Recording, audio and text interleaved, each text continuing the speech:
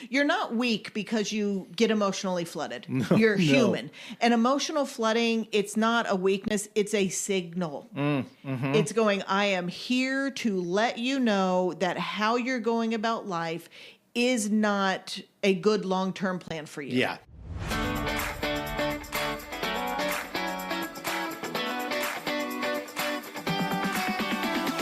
Hey, welcome to another episode of Expedition Marriage. I am Chris with my lovely bride, Jamie, and we want to thank you for joining us once again as we go through this journey of trying to bring concepts, helps, and biblical wisdom for your marriage to help impact you all for the positive. Is that, That's what we're doing. That's what we're doing. That is the goal. All right, absolutely. So what are we talking about today? We are talking about emotional flooding. Okay. Flooding, and we're going to use like a bucket analogy. Okay. When we talk about that, like I'm very unfamiliar with emotional flooding, so I'm going to need you to take the lead. Not really affected by that, Yeah. but we've heard about it. We've certainly helped other people with that. No, it's not something we really do. Yeah, we with, don't personally struggle with this one at all. Emotional control all day long for this one over here. So not really. Not really. No. This was like a big thing in our marriage, primarily. Fortunately, was. Was. Yeah. Yeah. It's still there. It is still there. I think, well, no, I think it's still there for both of us. Absolutely, yeah. My emotional flooding just looks Louder. Yes. Well, that actually is a good point. I was thinking about that, and I was probably going to make that point later, but I'll make it now. Just because one person's emotional flooding, how they react when they're triggered, might look louder and sound bigger, or look bigger, sound louder. Yeah. Doesn't mean that the other person's not getting flooded as well. Yeah. That is so true. And we're going to talk about that. And when you think of emotional flooding, I can take it way back. And I think this will be really relatable for at least a lot of moms. And probably the dads will get on board with this too, because they're on the opposite side of this spectrum. But I remember The receiving side. Yes, the receiving side. I remember having 3 little kids at home. You'd be at work, and I was a stay-at-home mom for a lot. And by 5 o'clock, like you've had kids tugging at you all day. Now you're trying to get dinner made, all of this stuff. And the kids are all needing things and they're not in their best moods. At like 5 o'clock, then you walk in the door and more chaos. And I'm just getting more and more flooded. Mm-hmm. And then all of a sudden it would just erupt. Yeah. And I would kind of lose my mind a little bit. And we were so set up for arguments at that time of day. Sure. And you would walk in and with a total lack of understanding of the war zone I've been living in all day, is what it felt like. And we have really great kids. We do have great kids, but it's hard. And you'd walk in and I think like my heart longed for you to come in, like second shift is here, tag me in. Let me take the kids for you, honey. And I'll do it. And it wouldn't go that way. And now like I'm just completely overwhelmed. Lots of noise, trying to do a task, all of that. And then you enter the scene and now you experience my emotional flooding, which would likely emotionally flood you. Sure. Yeah. Look, the way that somebody reacts, one spouse reacts whenever they get triggered is highly likely to be a trigger for the other spouse. And God is so good like that to bring us together. And then the way they react then is a trigger for the other spouse, and just around and around it goes. And so, yeah, I would come in, and I realized this with the expectation that I had a long day's work. Do not say dinner's going to be on the table and the house is going to Okay, I'm going to digress. I'm going to really go sideways. Okay. So it's that joke where the husband keeps coming home and going, wow, I've been at work all day long. I thought you'd have the house clean. And the wife goes, wow, you've been working all day long. I thought we'd be rich by now. That's true. So there's this expectation not that the dinner would be on the table and everything would be clean, but that I'd be able to relax. I'm coming into the sanctity of the home, right? The traffic was bad, and then people would be glad to see me and have this good reception. And you did a great job trying to get the kids excited and with that, but right most days, but when you were flooded, when you had gotten triggered and then you were emotionally flooded and reactive because of that, then you were not in a place to be able to be relational, to be So able now to your receive. expectations weren't being met. Right? Unmet expectations, premeditated resentments. So now I'm triggered because my expectations aren't being met, you know, and now And neither were mine. yeah, neither were yours. So, right, you're wanting certain things, I'm wanting certain things. It looks different how it comes out, but yet both of us are in that. So you may have like given a, let's extend this example. You may have, where have you been? You're 10 minutes late. Well, I've been fighting with traffic, and so now that's what I want to do is I want to like tell you like, why are you getting? Oh, I've been fighting with traffic. You don't even care that I sacrifice. You don't even care that I've been dealing with this stuff. And I'm thinking the exact same thing. Yeah. Yeah. And so to back this up a little bit, because we're going to get into more of this, and like that's a picture, a snapshot in our early marriage. But emotional flooding, that is basically when your emotions overwhelm your nervous system, and they're going to cause you to shut down or overreact. Right. So this is the thing, when you get that nervous system overload, that's where fight, flight, or freeze kicks in. Exactly. And so that's what it is. It's not just about stress. This can be like a full body, full mind overload that can, I mean, it can be building up in situations like we were talking about, but it can also be something that in the snap of your fingers can happen. Well, yeah, I'm not sure if we mentioned this in episode 130 with Dr. Christine Baker, but as far as the timing, 1/12 of a second.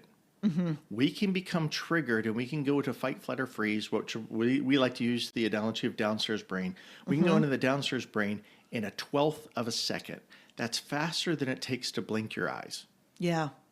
Yeah. Right? And it's part of God's creation, because when the bear jumps out of the woods, we need to be able to react immediately, not process and consider things and contemplate it. We need to be able to. It's about survival. Yeah, absolutely. We need to be able to survive. And God made this as part of a survival mechanism, as a part of a way for us to stay alive. And he made us emotional beings. We are created with emotions. So these things in of themselves aren't bad, right? The actual design is to be protected. The actual design is so that way we can have these emotions and we can acknowledge and for them to serve a purpose. Right. I guess sometimes they get a little extreme. I mean, right? Just because you're in the house together, you're not in the woods with a bear coming out. But this system doesn't differentiate between a snake and a spouse. Right. Well, and I think too, we live in a society now that because things are stressful in the world, things are stressful around us, and we have way more information than we should have. Yeah, It's like I fully believe God designed us to care about and meet the needs and do things for those that are immediately around us. Right. Those people that we can influence and help and support and love. But we live in a society that says here, all across all the nations, you need to care about these issues and all this stuff, issues that we can't do anything about. And so we're primed a lot differently now. Sure. To be more reactive. And so that emotional flooding, I think it can happen in us because of technology much easier nowadays than it could previously. Sure. Well, and then add something like COVID and all of that. We are absolutely, this is not just us, this is research. So in case you've been feeling it, you're not alone. We are in a worse space than we were a couple years ago. Yes. As a country, as a society, because we're a lot more prone to becoming emotionally flooded. So I guess we can go into more of that bucket analogy. Imagine if you've got this 10-gallon bucket for emotional. Yeah, it's like an emotional bucket. Yeah, an emotional bucket. That's your capacity. And not everybody has the same capacity, but we'll just start with that. So the more that gets filled up, the closer that it gets to the top, of course, the heavier that it's getting.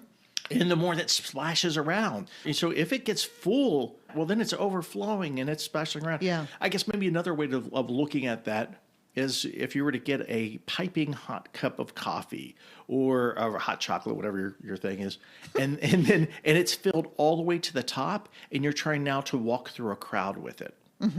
Because it's at the top, it doesn't take much of a little bump to spill out and to get on you or to get on somebody else. Yeah, and these buckets, this is where we carry our stress, stressors that happen through the day. And like what I was talking about with having the kids.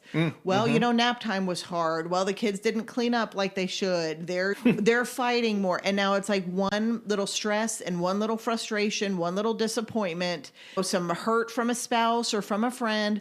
All of those things get thrown into these buckets that we're carrying. Sure, yeah. And if we don't ever have a release valve for them, we are going to be walking around with that full cup of coffee like you're talking about.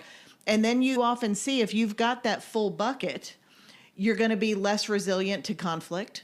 It's going to be easier to feel overwhelmed. You're going to be maybe more angrier. You're going to yell some more. Your voice can get raised during things. Irritation, agitation. Yes. Yeah, actually, when you bring up angry, irritation is like one of the more socially acceptable ways for us to be able to present when we're getting flooded. Yep. This irritation, it just somehow we're like, well, they're just irritated. We'll leave it alone. But that's not necessarily a great response. Not to say we can't get irritated. We're emotional. We're created for emotions. We're created in God's image. God's emotional. He's got emotions. Jesus wept. He made a cord of whips. Right, a cord of... he made a whip out of cords and flipped the money changers' tables, right? So it's certainly we are created in His image, so we've got that too. It serves a purpose, but we need to temper that. We need not to let it get the best of us and to overwhelm us and then become reactive in negative ways. Yeah. Well, when you're saying that about Jesus and his example in that, and we'll talk about this a little bit more too, but how often in Scripture do we find Jesus getting up early and going away to pray? Ooh, yeah. Well, it's like he All the time. He would get angry. I'm sure he got frustrated. I'm sure he got disappointed. Got exhausted. But he also dealt with those things. Because what we never saw was Jesus losing control. And that's not what was happening when he was flipping the tables. Right. He was angry with intention. He was teaching a lesson in that. But he had the emotional bucket as well because he was fully God, fully man. Right, exactly. And fully man means you've got emotions. And he had to process them with intention and properly as well. Right. And some of the other things, the raised voices or lashing out in anger is one side. But the other side, like you were talking about, some look louder and seem louder. Some people will shut down. Sure. You just emotionally check out. You may be standing there completely frazzled and your spouse can't see anything, but you can't even formulate two thoughts together. So you can't think straight. Well, sure. Well, I mean, even if you're thinking about, and as we're talking about different ways that it presents, I was thinking of Jeff Foxworthy. You might be emotionally flooded if you're yelling, if you're angry, if you're stonewalling, right? But sorry, but that's. And by the way, Jeff, sorry for the bad accent or bad imitation. But look, it's not. Or it is highly common for one spouse to present their overwhelm, to present that stressed out in anger, and the other spouse then to freeze. Yeah. And so their silence isn't necessarily like a stonewalling, so to speak, where they're like, well, I'm just not going to say anything to you, versus I'm deer in the headlights. Yeah. Right. And I'm not going to lean into that because, you know what? I'm not going to give the porcupine a big hug right now. Right. They're just as emotionally out of control. Sure. It just looks different. Absolutely. And even you can be sitting there scrolling on your phone You can be walking to the fridge. You can be all of a sudden you're cleaning out the closet. You can do things that allow you to just check out. Sure. And just kind of disassociate from the stress because it's so overwhelming. I've got to get out of this. Right. I've got to distract myself. We'll hypo-arouse, right? And it will get dysregulated. We'll then want to numb out. Yeah. Right. So like you're saying, scrolling or trying to, like, I just want to watch something on TV and just don't want to talk to anybody and that kind of a thing, because we're so flooded that we need to escape. Unfortunately, we tend to choose ones that aren't great. Yeah. And what's sad is I think we're at a state where so many people are chronically living that way. And so you have so many couples that are just coming home. They're not connecting. They're not talking to one another. They're just plopping down on the couch and picking up their phones. Yeah. Yeah. I think because their buckets don't ever really get empty. Yes. And so it doesn't ever take much to keep it filling back up. Yes, because we have so many other things. We have more things that are filling our buckets nowadays. We have too much information and too many stressors going on. And here's like the tricky thing, and you had touched on it, is not all of our buckets are created equal. Some of them, like I would say that you probably have a 12-gallon bucket you're working with, where initially I had maybe a teacup, like at best. And part of that, because yes, your personality and things like that, your wiring, that's going to have something to do with that. But also like trauma, your nervous system sensitivity, or even your current life situations, life circumstances, if you're under stress for something specific or a health crisis, anything like that. Health, financial stress at work. You hear rumors of layoffs. And there's a whole bunch of things that are going on that could feed into that to affect your buckets, so to filling it up, but also then, like your point is, eventually change the bucket size. Yes. So as far as me growing up, I had less traumas, less situations. I am the youngest of 5, so I experienced traumas. Sibling trauma. But also, I think how that adapted my personality as I let more roll off of my back. I was a little more Teflon. So it did or does take more to shake me up. I need more for it to fill up before I get to that point. Where I think if you grow up, or if your personality is such, where you've experienced this so much that it's worn down your bucket, and so now you have a smaller bucket, it fills up much faster. Yeah, because your nervous system operates differently. If you've experienced trauma or grew up in dysfunction, it's almost a guarantee, unless you've dealt with things, that your emotional bucket is going to be much smaller. Sure. And that clearly was the case for us. You had way more emotional capacity than I did. Way more. And here's the deal. There is nothing that reveals the size of your bucket like marriage. Yeah. No, Marriage right out of the gate will reveal how big your bucket is. You see what happens. And there's so many ways marriage can reveal that. And we would see it like if conflict would come up between us, I wasn't as sensitive to conflict, but I didn't react to it well. I didn't have good conflict skills, but it wasn't the thing that emotionally dysregulated me. It was the thing that's like, okay, put up my dukes, I'm ready. Yeah. Like I'm not conflict avoidant at all. I probably should be a little more conflict avoidant. Maybe not avoidant, but just consider it. Yes. But for you, conflict would be one of the things that would pretty quickly dysregulate you. Yeah, would fill up your bucket. If we weren't okay, I wasn't okay. So, right, especially if you were spinning, if you were That's flooded. That's a good word for what I did. Thanks. Spinning, spiraling. Listing, right? Then I would have a feeling of powerlessness. Is that right? Yeah. Or feeling helpless. It's like, I don't know what to do. So, which feeds into inadequacy, which, certainly I should know what to do.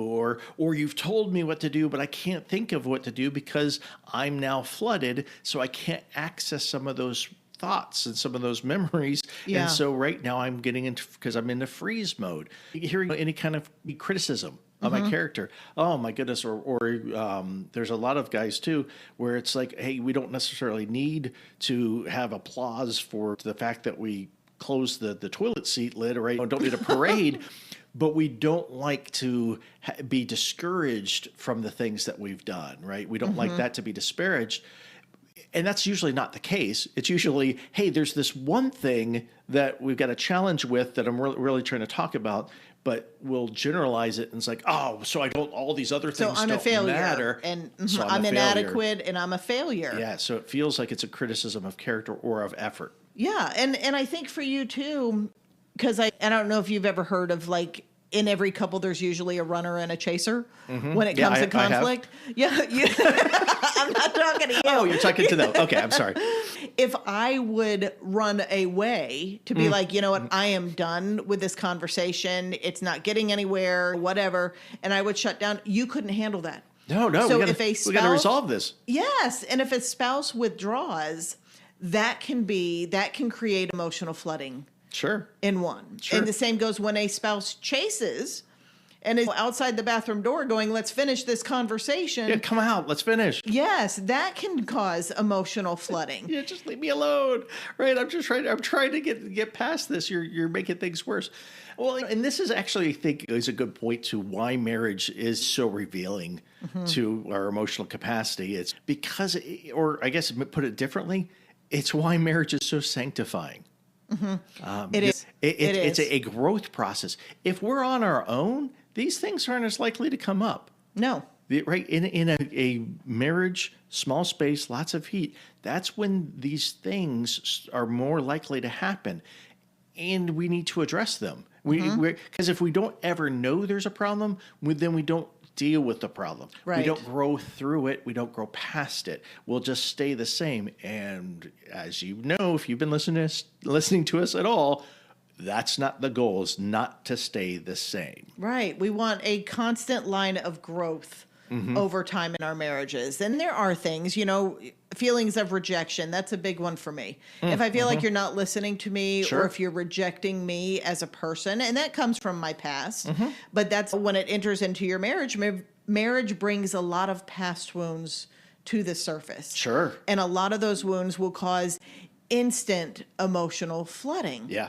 And this is why it's important, one, to deal with unhealed trauma. If you have that trauma, that's the one where you can go to 0 to 60 really fast, because you've been training your whole life to keep protected in this specific way. And so that's a little bit different. But as far as like the other things, if they're left undealt with, and like the everyday stressors and things like that, like if you're not controlling what you're looking at on your phone, if you're not dealing with marital problems, if you're not dealing with behavior issues or discipline issues with your children, right, you're going to, all those things fill your bucket. Yeah. And if you don't learn how to poke holes in your bucket and release that emotional valve, you're going to get in trouble. And so we've got to get to a place where we learn to process our emotions and those issues before they end up flooding in our marriage. Sure. Well, I mean, think about it. Our hearts are like buckets. Proverbs 4:23 says that above all else, guard your hearts, because everything you do flows from it. Right. So how do we make sure that well, that's one way, is we got to guard our hearts. We got to be aware of that. But also with the emotions, like you're saying, we got to understand what it is that we're feeling. Right. We got to have a better awareness of, or I guess, emotional intellect, emotional awareness, emotional quotient. There's a term for it. EQ. Yeah, I'm just going to let you work this out. Go ahead.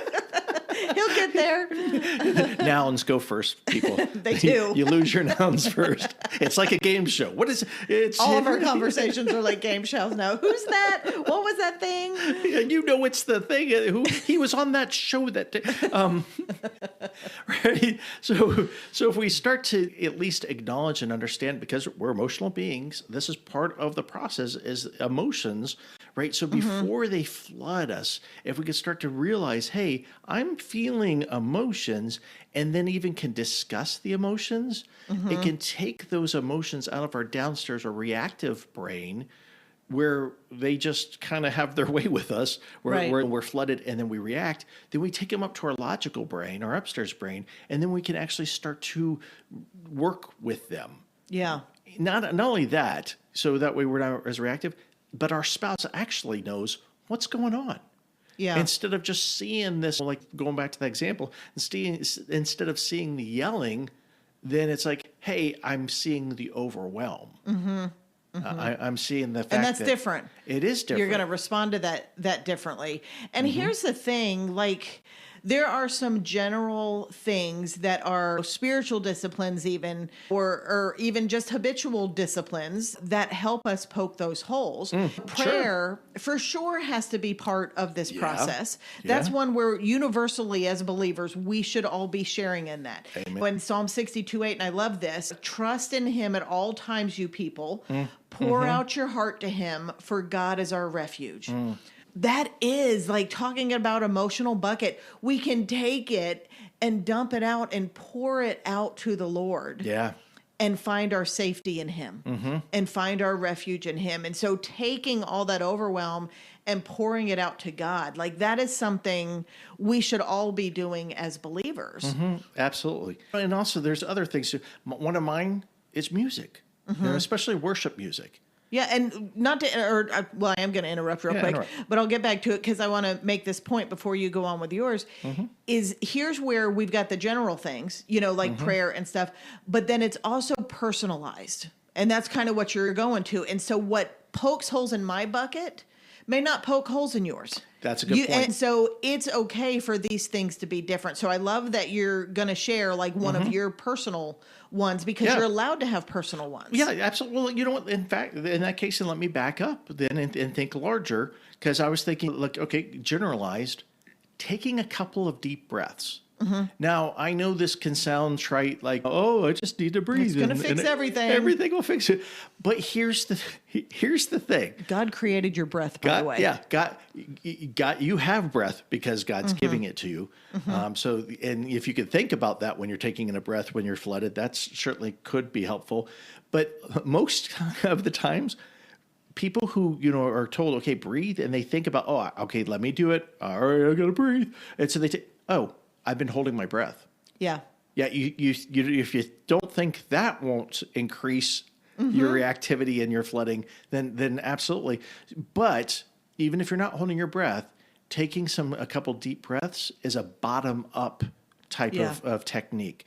And by that, I mean your body. It's not brain down. It's your nervous system first. Absolutely. Yeah. You're telling your brain everything has to be okay because I'm taking deep breaths. And if a bear was chasing me, I wouldn't be taking deep breaths. Right. So the bear must not be chasing me. So, hey, upstairs, you can go ahead and turn off the alarms. Yeah. And that's another example of that. And you may not want to use this one, but if you have children, it's a great one. That's something I taught our little granddaughter for any type of stress and worry and things like that. And it's as simple as it's called Go Spaghetti. It's your body, your limbs. You take your arms and your legs and you kind of like wiggle them out like they're spaghetti, loosen them up. And it's that same concept, that bottom up approach. And when I say this is for little children, but I absolutely do it because if you just relax your body intentionally, it does send signals to your brain that, oh, we're okay here. Sure. We were feeling stressed, but your body seems really chill. So I'm going to take the lead from that. Yeah, well, I'm going to go one along All right, with that. here we go. So it's not even just me, right? So another thing, bottom up, fist pumping, right? Which does go with music. So if you like music, if you like dance, right, a little dance party, something pump. But if you fist pump, right, you're going up and you're pumping your fist in the air and all that. It's a bottom up. Yeah. Right. That's not something you do in a time of threat. But yeah, so actually I was sharing that with somebody and saying to pump fists and they're like, oh, okay. And then I started a little later on, I was sharing with them the research behind that. And they're like, oh, what? There's research behind it? Oh, I thought that was just something you do. Our house is like a club. Yeah. And it's like, no, there's research behind this stuff. I mean, even going for a walk. Yeah. Right? Yeah. It's physical exercise, something that takes your body to do stuff and moving can be ways. I mean, it's, I forget, I'm going to butcher the stat, but I think it's 20, could be 30 minutes of exercise a day is equivalent to what's the popular Here we go. anxiety drug? Game show. I know. I was going to say Paxil, but that's not it. Well, Paxil is one, yeah. But what's the more popular? Zoloft? Yeah, it's like whatever the most popular anxiety drug is. 20, 30 minutes of exercise a day. Look this up, guys. Don't take my. This is not advice for right. Can be equivalent to taking an anxiety drug. So there's a lot of people. Well, that's what they said. Like exercise is the most underused depression and anxiety drug there is. Right. So you're going to be poking And now that holes. doesn't mean like go off your medicine and do that. We're not you your and doctors. your doctor. We're not your doctor, so We're don't not hear your that. doctor. Right. But this pokes holes in your bucket. This allows for that stuff to drain out so your bucket's not as full. I mean, these are just part of these ways that you can be able to work towards that goal. Yeah, and these are things you can do when you feel like, okay, my coffee cup's about to spill. So, you know what? I need you to keep the kids for 10 minutes and I'm going to go walk down the street. Right. But they're also really great when you just do them consistently. Yeah. Because they help you. Absolutely. And for me, like I'm one, like I love to, I don't like praying when I'm just sitting there. I get too distracted. I need something else like going on. I like to move my body. I like to be on the Peloton or get out and go for a walk or sit out on the back deck in nature and pray. And so that's one of my personal ones. And also I'm a big shower thinker. I know I got some shower thinkers out there. I know I do. And just getting in the shower.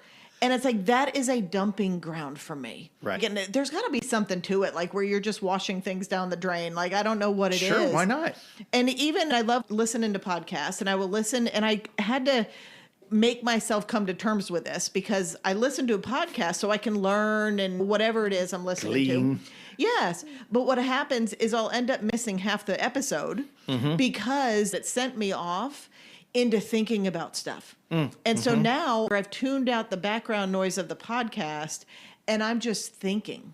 But that's great for me. I love podcasting. I love it. It gives me things to think about. And then I can just run off and process and ponder and have that sense of wonder and that creativity in my brain. Sure, it kicks off the creative part of your brain. Yes. It disrupts the storm part of the brain and kicks into the creative part of the brain. It literally redirects blood flow. Yeah. Literally in your brain, you are pushing through protein strands and creating capillaries. And it's amazing what science has found when we are being transformed by the renewing of our minds. Yeah. You know? Well, and even the creative aspect of things. Our oldest daughter, she loves to do like watercolor painting and artwork. That is her go-to when she feels the extra stress in her life and all that. She will sit down at the table and paint. She will be creative, giving her something creative to do with her hands and with art. That's her thing, you know, and her husband, he's a singer. I mean, anytime we're over there, he's always got his guitar out. He's always like singing in his office while he's working or doing whatever. These are hole poking habits that you can have that fuel you. Absolutely. As I was mentioning before, music's big for me. I'll sometimes will start listening to music and I'll be hit by the fact that I haven't listened to music for a while. I'm like, wow, I haven't had music in my life for a little while. Yeah. And so I realize how much and how important that is for me, as well as stuff like physical touch, right? Just reconnecting with each other, just being able to have some physical touch, some hand holding, some just gentle touching of each other's shoulders or whatever. That can just be really assuring and help empty out that bucket. Yeah. And speaking of that, we have so many couples who share that one of the best things they do together is they go on walks. And that's when they'll deal with some of their struggles. Yeah. That's when they'll process. And it's that combination of that physical movement. They're treating the body, the physical body, and they're engaging the mind. And it's in this safe, connecting way. And then I think I have a blog or an email coming out soon about this. With men, especially, they don't like sitting face to face and having these deep conversations. Take a husband on a walk, like that sounds a little weird saying it that way, take your husband on a walk. But if you go for a walk together, you're likely to get more communication coming from your husband doing that shoulder to shoulder, side to side physical activity. Right. So if you are married to a husband who doesn't like to talk, or even a wife who doesn't like to talk, that's a safe way to do it. You don't have to be so vulnerable staring face to face, but get out for a walk. And so doing some of these things together, but think of the things that are fueling to you. Right. Refreshing. Yes. Rejuvenating. Those kind of things that breathe back to life and help you to be able to become better or better grounded. Yeah. Yeah, because we're all walking around, I think, with full buckets nowadays. And instead of like emptying them or poking those holes in them, we're just having our full buckets and we're letting them remain full. And it is resulting in us just coming home and checking out, or us coming home and lashing out. And that's not it. And so proactively do these things, but also be responsible and mature enough to recognize when you're at your overflowing point to know, I've got to go for a walk. I need to go sit out on the deck by myself, or I need to talk. I love talking to you about stuff and verbally dumping out the things just to share with you. And so know the difference. Like, do it proactively, but also do it in the moment. Yeah. Oh, absolutely. We're big on awareness. Be aware of what's going on so you can be intentional to change it. Right. To be an agent of change and not just let the things keep going on and on. Realize, hey, this is one of those moments, probably should be engaging differently so we can have different results. Right, because you're not weak because you get emotionally flooded. You're human. And emotional flooding, it's not a weakness, it's a signal. It's going, I am here to let you know that how you're going about life is not a good long-term plan for you. Yeah. This coping mechanism needs to be changed. Yes, and step number 1 is take it to Jesus and pour your heart out to him. And then also do these things to take care of your heart. Like you were talking about, we've got to protect and guard our hearts, because in this, like learning and knowing our own warning signs, that's a part of growing in emotional intelligence. Right. Oh, absolutely. And when we're able to do that, we're going to grow in intimacy in our marriages. Yeah, that's it. Emotional intelligence. That's your word you were looking for.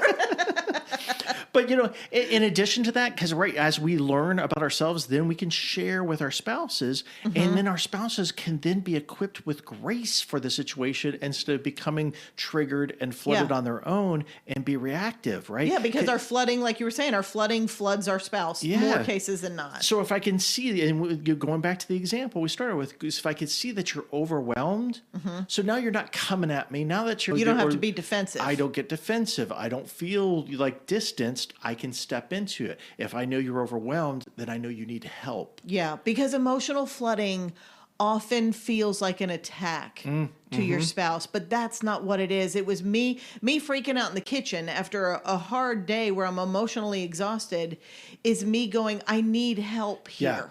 Yeah. But what it felt like is you've just added to the problem and you're doing all the wrong things. Right. But if I realize what it really is and have grace in the moment, then I can actually be the hero. Yeah.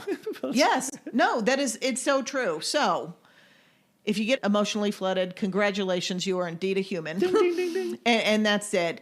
If you have undealt with past trauma, get some help with that, because it's going to be really hard to lose that emotional flooding, the frequency of it, with all of that in your past. And so get the help that you need. And if you want to send us an email about that, we can direct you, whether it's us or somebody else to help you with that. But this week, I just want to challenge you as a couple.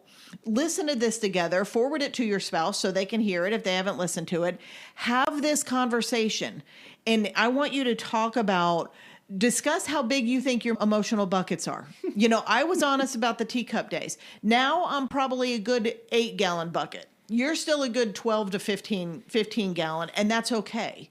That's okay. But talk about your natural bucket sizes, what you're dealing with now, and maybe it's a hard season. And so like right now, I'm a 2-gallon bucket. Normally I'm probably a 7. Right. Be honest about that. And then discuss, like, what are the things that fill up your buckets? Like, what are those stressors? What are the things in marriage? Like, you could come to me and go, gosh, when I think you're upset with me, that fills my bucket up. Right. And when I can't make things okay, or when I feel inadequate, that stresses me. And so what are the things? And maybe it is, I'm reading too much news. I'm online too much. Whatever it is. Right. Too much social media. Too much or comparisons. our budget, or my work, whatever it is. And then talk about what helps you poke holes in your buckets. Like, what are good things that you personally would find satisfaction in doing? What would let those holes be poked in your buckets to where they're the release valves. Right. And what you can do together and how you can help each other. Yes, because you want to understand yourself, but you also want to understand each other's emotional processing style, because that's what's going to help you be empathetic. That's what's going to help you have less conflict. And that's what's going to help you be a resource to your spouse and actually help them in their time of need, instead of have it launching you into a fight. Sure. And I'll say this again, next to God, you're your spouse's most important resource. Yes. And I am so grateful for that. Thanks. I'm so grateful for that. And at this time, let's go ahead and send you off with a prayer. Lord, thank you for creating us with emotions.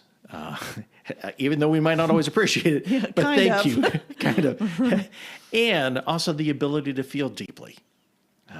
You see when our buckets are full, when we're overwhelmed, and when we need release. And we ask that you help us become more aware of our emotional limits, and to give us wisdom to respond with grace instead of becoming reactive. And Father, teach us how to support one another in our marriage, to be that resource, especially when our own hearts are flooded. And may we turn to you first and then towards each other as we grow in emotional safety and wisdom and love. And it's in Jesus' name we pray. Amen. Amen. Well, once again, thank you so much for tuning in to the Expedition Marriage Podcast. And as always, if you enjoyed this episode, would you share it? Share it with your spouse, share it with a friend, share it and tell somebody what you got out of it. And also leave us a review. We would love for you, as soon as you close out this app, or before you close out the app, as soon as you hit stop on this episode, take 30 seconds and leave us a review. We would certainly appreciate it. And be sure to check us out at expeditionmarriage.org for more biblical tools and resources, because we want to help your marriage thrive. So keep growing together, and we'll see you next time.